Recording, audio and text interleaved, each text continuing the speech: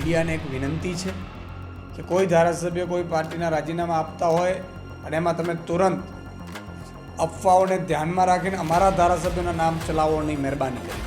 અને મહેરબાની કરીને મીડિયા અમારા 4 ધારાસભ્યો વિશે ફરીથી કોઈ એવા ન્યૂઝ ચલાવે નહીં.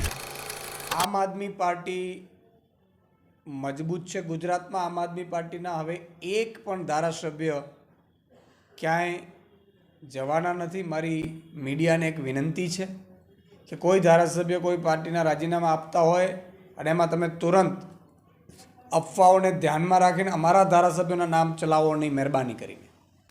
અમારા ધારાસભ્ય ચેતરભાઈ વસાવા નથી જવાના. કોશિશ કરી લીધી, કેસ ખોટો કર્યો. કેસ કર્યા પછી એ લોકો ચેતરભાઈના ઘરે આવ્યા અને ઘરે આવીને ચેતરભાઈને એના ફેમિલીને એવું કહ્યું કે આ કેસ તરત જ પરત લઈ લેશું. છગન ભુજબળ, અજીત પવારની જેમ તમને પણ નીટ એન્ડ ક્લીન કરી નાખીશું, પણ તમે જેલમાં ન જવું હોય તો ભાજપમાં આવી જાઓ. ચેતરભાઈ વસાવાએ કીધું કે હું એમના પરિવારે કે અમે આદિવાસી સમાજના હિત માટે આવ્યા છીએ, કોઈ ભાજપની દલાલી કરવા માટે રાજનીતિમાં નથી આવ્યા. અને ભાજપના જે નેતાઓ છે એ અત્યારે રીતસર ભાજપની દલાલી જ કરી રહ્યા છે, આદિવાસી સમાજનો અવાજ નથી બની રહ્યા. અને એટલા અમારે અમારા સમાજનો અવાજ બનવું છે. એટલે ચેતરભાઈએ ના પાડી દીધી, ઉમેશભાઈ મકવાણાએ ના પાડી દીધી હતી, સુધીરભાઈ, હેમંતભાઈ. હા, એક ભાઈ જે શરૂઆતના તબક્કાથી એક અમારા માટે ખોટો શિકાર સમાન સાબિત થયા, અને દુઃખદ વાત છે કે જેમણે રિઝલ્ટના બીજા જ દિવસે ત્યાં ભાજપ કાર્યાલય સુધી પહોંચી ગયા હતા, એ એક અમારી પણ ભૂલ હતી અને માણસ પારખવામાં અમે થાપ ખાઈ ગયા એવું પણ કહી શકીએ. પણ બીજા 4 ધારાસભ્યો માન્યા નહીં એટલે તો એમને રાજીનામું આપવું જોઈએ.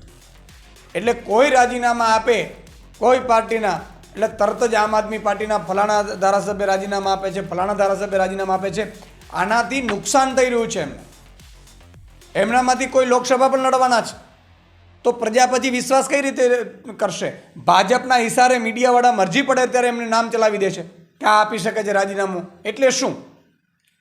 મારી એક વિનંતી છે, રિક્વેસ્ટ છે, જો આપશે ભાજપ, હું એમ કહું છું ભાજપમાં તાકાત હોય તો ખેડૂતોનો દેવું માફ કરી બતાવે, ભાજપમાં તાકાત હોય તો ભ્રષ્ટાચાર મુક્ત ગુજરાત કરી બતાવે, ભાજપમાં તાકાત હોય તો 600 યુનિટ વીજળી ફ્રી કરી બતાવે. ચાલો, એ નથી એટલે તમને ભરમાવા કામ કરે છે. અને મીડિયાનું કામ થોડું એ છે કે ભાઈ રાજીનામા આપે છે તો મીડિયાએ વખોડવું જોઈએ. આજે કોઈ પણ પાર્ટીમાંથી રાજીનામા પડે એ દુઃખદ બાબત છે, એ ખૂબ જ ગંભીર છે અને લોકતંત્રની હત્યા થઈ રહી છે. અને આપણે ઓપરેશન લોટસ કરીને ચલાવતા હોઈએ છીએ. શું થઈ રહ્યું છે ઓપરેશન લોટસ? શેનું ઓપરેશન લોટસ? 159 આપ્યા પછી કોઈ ધરાતા નથી, કામ આવડતું નથી, મરજી પડે એને મંત્રી બનાવી દીધા છે. સાહેબ, એક કદાચ IAS IPS અધિકારી પણ અનાવડતવાળો આવી ગયો હોય ને તો આખો જિલ્લો ખતમ થઈ જાય છે. ત્યારે આખી ફોજ ભાજપની અનાવડતવાળી છે. ગુજરાત ક્યાં જઈ રહ્યું છે એની કોઈની ચિંતા નથી. લોટસ, ઓપરેશન કમળ, એટલે શું થઈ રહ્યું છે? આ ખૂબ જ દુઃખદ ઘટના છે. આ ભારતની લોકતંત્રની હત્યા થઈ રહી છે. તો મીડિયાએ વખોડવું જોઈએ, ભાજપના નેતા અને કાર્યકર્તાઓ પણ વખોડવું જોઈએ. શું કામ? કે તમે પણ માત્ર તાળીઓ વગાડતા રહી જશો, તમારું ચાલશે નહીં. આમે મોટાભાગે તમે જુઓ અત્યારે ભાજપના ધારાસભ્યો હોય એ પણ વિપક્ષને ચિઠ્ઠી આપે છે કે તમે આ પ્રશ્ન પૂછી લેજો ને, અમારાથી પૂછાય એમ નથી, અમારી પાર્ટી છે. મોટા મોટા શેર પોતાને માનતા હતા આંદોલનના નેતાઓ અત્યારે બિચારા ક્યાંય ખોવાઈ ગયા, દેખાતા નથી, ચૂંચાણ નથી કરી શકતા ભાજપમાં. શું કામ? ભાજપમાં આવો બકરી જેમ ડબ્બામાં પુરાય એમ પુરાઈ જાઓ, ચૂંચા કરવાનું નથી. ગુજરાત લૂંટાતું હોય, દેશ લૂંટાતું હોય તો તાળીઓ પાડવાની આ સિસ્ટમ છે.